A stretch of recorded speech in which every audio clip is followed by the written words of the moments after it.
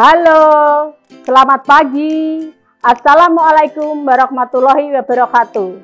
Anak-anakku yang saya cintai dan saya banggakan, anak-anak siswa SMP Kabupaten Madiun yang cerdas dan berkarakter. Tetap semangat dan jaga kesehatan selalu. Pada kesempatan ini kenalkan, yaitu nama saya Dr. Anda Sriwandari, mengajar matematika kelas 7 materi aritmetika sosial.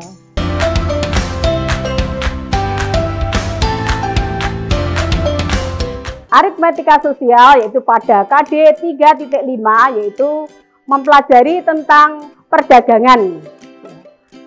Contoh dalam kehidupan sehari-hari dalam aritmetika sosial misalnya adalah apa anak-anak? Pasar, ya betul, yaitu di pasar itu ada penjual, ada pembeli, ada barang, kemudian untung, rugi, kemudian apa lagi anak-anak? Betul, yaitu ada bruto, neto, dan tara. Yang dimaksud dengan harga pembelian itu adalah harga barang dari pabrik, ya, atau grosir bisa. Kemudian yang dimaksud dengan harga penjualan itu adalah hasil penjualan barang. Dalam perdagangan itu ada istilah untung dan istilah rugi. Untung itu didapat apabila harga penjualan itu lebih besar daripada harga pembelian. Sebagai contoh di sini misalkan ibu membelikan sepedol ini dengan harga 6.000. Kemudian saya jual lagi, harganya 6.500. Maka ibu mendapat untung atau rugi anak-anak? Betul, yaitu ibu mendapat untung. Untungnya berapa? Yaitu 500 rupiah. Kemudian untuk istilah rugi. Rugi itu apabila antara harga penjualan dan harga pembelian itu lebih besar harga beli. Contohnya misalkan ibu membeli sepedal ini misalkan dengan harga 7.000. Kemudian saya jual 6.000. Berarti ibu mendapat untung atau rugi anak-anak? 100, yaitu mendapat rugi. Ruginya berapa? Ruginya yaitu 1.000 rupiah. Berarti kalian untuk materi untung dan rugi kalian sudah paham.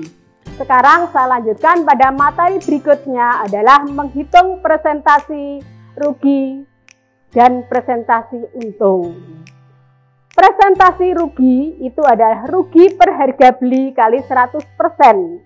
Sedangkan presentasi untung itu adalah untung per harga beli kali 100%. Supaya kalian lebih jelas, baiklah anak-anak, saya berikan contoh soalnya.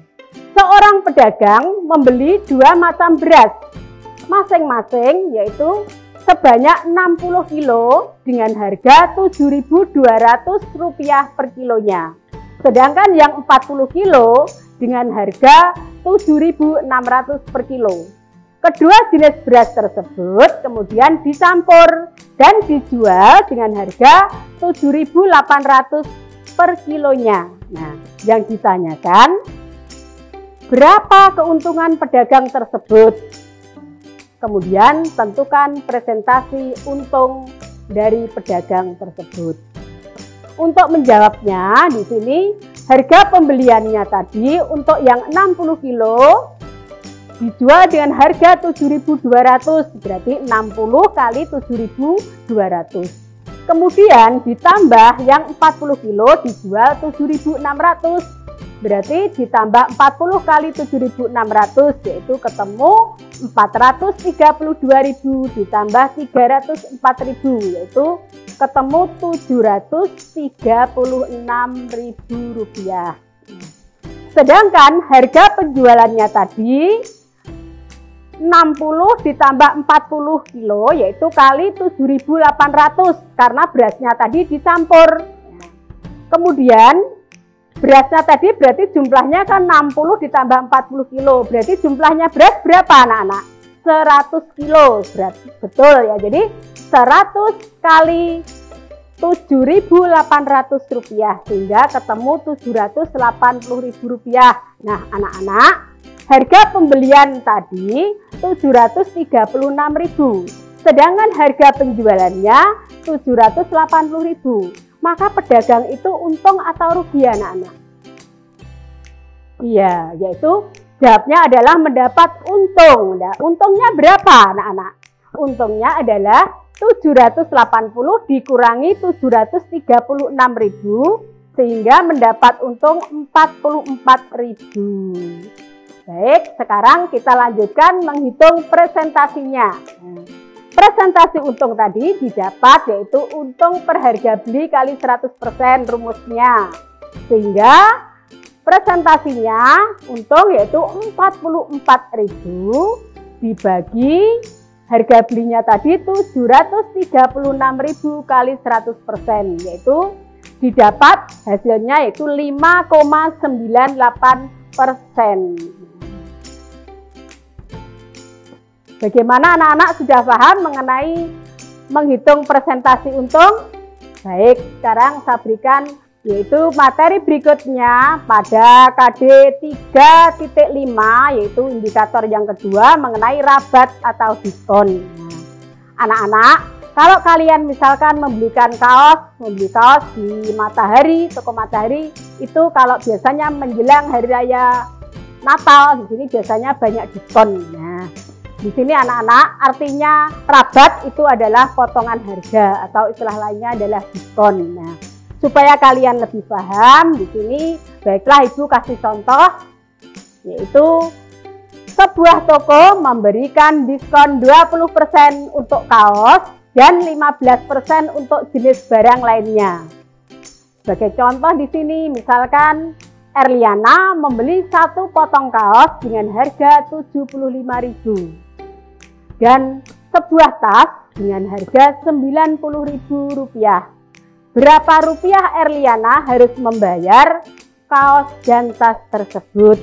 Nah, sekarang di sini kita hitung dulu, yaitu diskon daripada kaos 20%, berarti 20 per 100, yaitu kali Rp75.000, ketemu Rp15.000. Sedangkan untuk diskon tasnya yaitu 15% kali Rp90.000, ketemu Rp13.500, sehingga jumlah diskon semuanya Rp28.500, sehingga Erliana harus membayar Rp165.000 dikurangi 28.500, ketemu Rp136.500. Itulah materi rabat dan diskon. Bagaimana anak-anak, sudah jelas belum? Terima kasih. Sekarang Ibu lanjutkan pada materi berikutnya,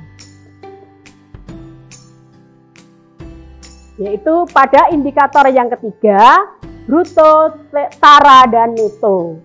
Bruto itu adalah berat kotor atau harga kotor. Misalnya contoh gula, misalnya ada itu gula 50 kilo misalnya diletakkan di itu apa, sak itu ya, biasanya di sak atau tempatnya itu lah, itu 50 kilo itu brutonya, berarti masuk saknya itu tadi ikut ditimbang. Nah, sekarang untuk neto, misalnya berat saknya itu misalnya 1 kilo, berarti netonya itu berat bersih, jadi hanya gulanya saja itu, yaitu 50 dikurangi 1, berarti isi gulanya saja 49 kg. Itu yang namanya neto. Sedangkan tara itu adalah selisih antara bruto dikurangi neto. Neto adalah berat bersih.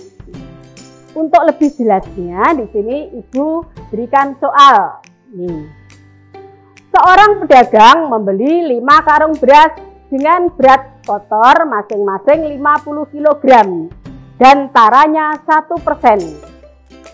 Berapa rupiah pedagang itu harus membayar jika harga setiap kilo beras tersebut adalah 6.000? Di sini kita hitung dulu brutonya, yaitu 5 kali 50 kilo ketemu 250 kg. taranya 1%, itu kita hitung 1/100 kali 250 kilo, ketemu 2,5 kg. Sehingga berat bersihnya bruto dikurangi tara, yaitu ketemu 250 kilo dikurangi 2,5 kg, ketemu 247,5 kg. Sehingga pedagang tersebut harus membayar 247,5 kali 6.000, yaitu ketemu 1.485.000 rupiah. Demikianlah anak-anak, yaitu mengenai bruto, tara, dan neto. Bagaimana anak-anak? Sudah jelas belum? Terima kasih. Sekarang saya lanjutkan materi berikutnya, yaitu pada indikator keempat adalah bunga tabungan. Nah anak-anak, kalau kalian menyimpan uang di bank, tentunya kalian akan mendapat bunga, ya istilahnya, atau jasa. Nah, di sini yang dimaksud dengan bunga itu adalah bunga tunggal, artinya yang ada bunganya itu hanya modalnya saja. Nah, tetapi misalnya modal ditambah bunganya itu berbunga lagi, lah itu namanya adalah bunga majemuk. Nah, di sini untuk lebih jelasnya, untuk pelajaran bunga tunggal atau tabungan ini saya kasih soal. Ini contohnya. Misalkan Bu Wanda memiliki uang sebanyak 1.400.000 ditabung di BRI. Nah, bunganya 11% per tahun. Setelah 3 bulan, uang tersebut seluruhnya diambil untuk memperbaiki rumahnya. Berapa uang yang akan diterima Bu Wanda setelah disimpan di bank selama 3 bulan? Nah, di sini cara penyelesaiannya anak-anak, kita hitung dulu. Modal Bu Wanda tadi 1.400.000. Karena bunganya itu per tahun, maka kita hitung 3/12, yaitu 1 tahun ada 12 bulan. Maka 3/12 kali 11%, yaitu 11/100 kali 1.400.000, sehingga ketemu 3/12. Di sini dibagi 3 ya, 3 bagi 3 1, 12 bagi 3 4, sehingga 1/4 kali 11 kali 14.000, sehingga Bu Wanda menerima uang di bank tersebut modalnya 1.400.000 ditambah 38.500, sehingga Bu Wanda menerima uang dari tabungan BRI itu 1.438.500 rupiah. Bagaimana anak-anak mengenai bunga tunggal, paham belum? Terima kasih. Sekarang saya lanjutkan untuk materi berikutnya.